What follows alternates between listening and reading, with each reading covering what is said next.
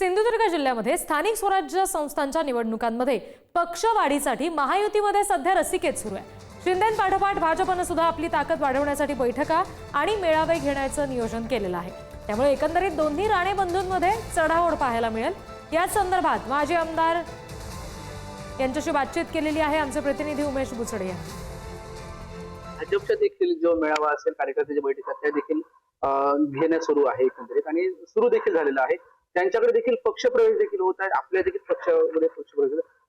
निलेश राणे आणि नितेश राणे यांच्याबद्दल थोडी चढाओढ सुरू दिसते, काय सांगाल त्यामध्ये? नाही, ही चढाओढ माझं म्हणणं काही मीडियाने आपण रंगवलेली बाब आहे।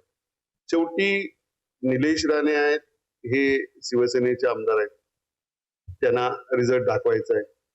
नितेश राणे असतील ते भाजपचे आमदार आहेत, पालकमंत्री आहेत, त्यांना त्यांचा रिझल्ट दाखवायचा आहे।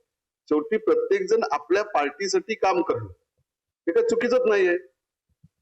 भारतीय जनता पक्षाने पक्ष वाढवणं त्यांचं काय चुकीचं नाही, तसं शिवसेनेने पक्ष वाढवणं कोणीच नाकारू शकत नाही। म्हणून प्रत्येक जण, निवडणुका ह्या ज्या असतात ह्या 5 वर्षाने येतात, पण आपण जे काम करायचं वर्षाचे 12 महिने लोकांसाठी उपयोगी पडतं। आज युतीच्या माध्यमातून अनेक वेगवेगळे मोठमोठे प्रकल्प या ठिकाणी आलेले आहेत। एकनाथ शिंदे आणि उद्धव ठाकरे सेनेचे कार्यकर्ते आणि चर्चा सुरू आहे। ह्या निवडणुकीमध्ये अशी काही युती किंवा त्यांच्याशी चर्चा करून हात मिळवणी होऊ शकते का?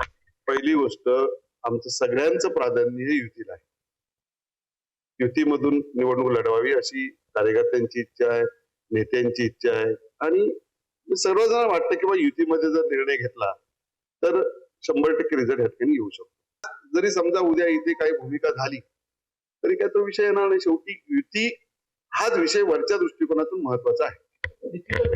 हा विषय सगळ्यात महत्वाचा आहे, पण कार्यकर्त्यांनी आणि बैठका घेऊन नंतर जो काय निर्णय घेतला त्याच्यासाठी आपण तयार आहोत असे राजेंद्र यांनी सांगितलेलं आहे।